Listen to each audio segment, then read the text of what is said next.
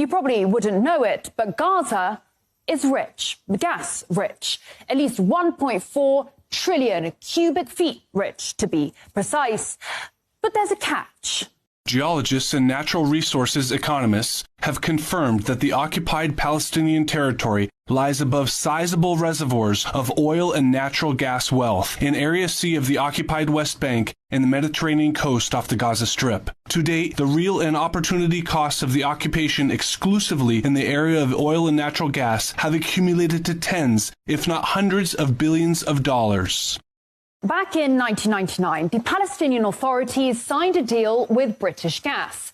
Just off the Gaza coast, they struck it lucky, and 2 wells were drilled. That's Gaza Marine 1 and 2.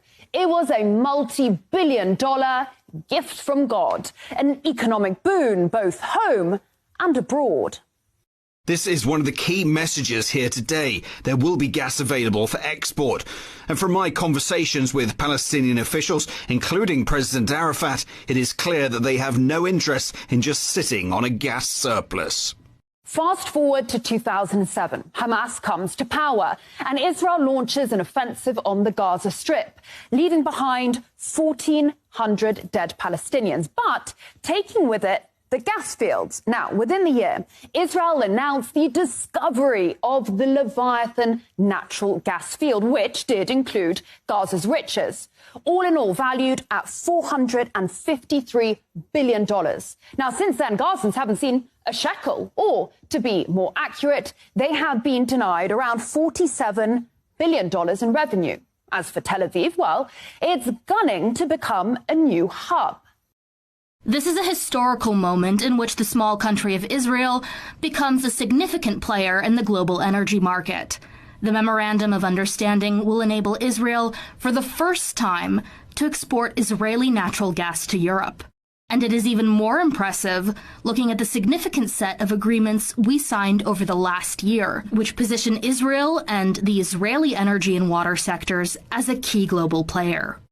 Let's just run through this then. At that moment in time, so we're talking 2022, Russian oil and gas was sanctioned. Iranian oil was sanctioned. Syrian oil fields were, and still are, illegally occupied by US forces. Now, the key port of Latakia was being bombed by Israel, and the port of Beirut, the gateway to the Middle East, lay in ruins. Enter this small country of Israel right here with its seas of gas, its working ports, an answer to Europe's problems, and perhaps, most critically, the US blessing. Because in case you didn't know, US Congress has decided that Israeli energy is in the highest national security interests of Washington. So DC was only too happy for Tel Aviv to become a key global player. After all, it had itself previously mulled over ways in which to make its 51st state a window onto Europe. Another interesting application of nuclear excavation would be a sea-level canal 160 miles long across Israel, connecting the Mediterranean with the Gulf of Aqaba and thus the Red Sea and the Indian Ocean.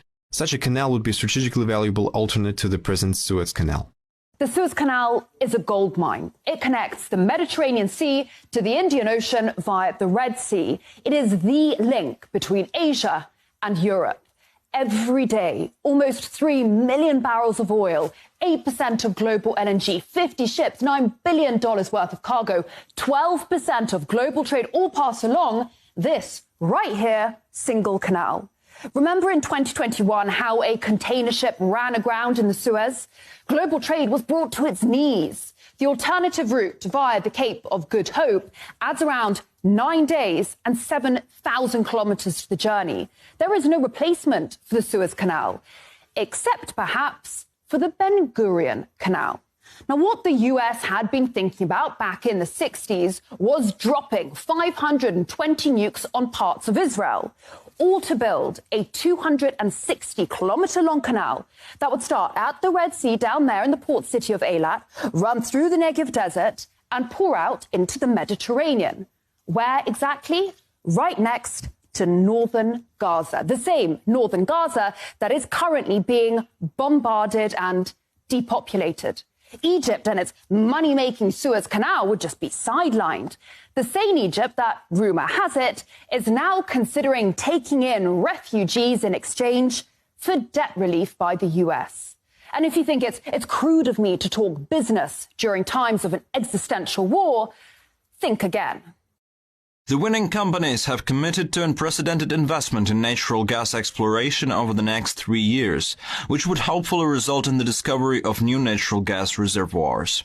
In recent weeks, Tel Aviv has handed out 12 new licenses to 6 companies, on top of the plan to tap more of the Gaza marine resources.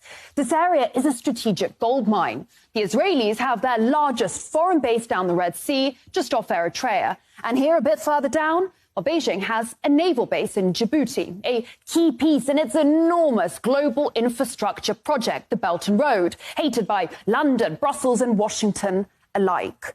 Always ask yourself, cui bono, who benefits? Because war is horror and war is hell. But never forget that war, above all else, is big business.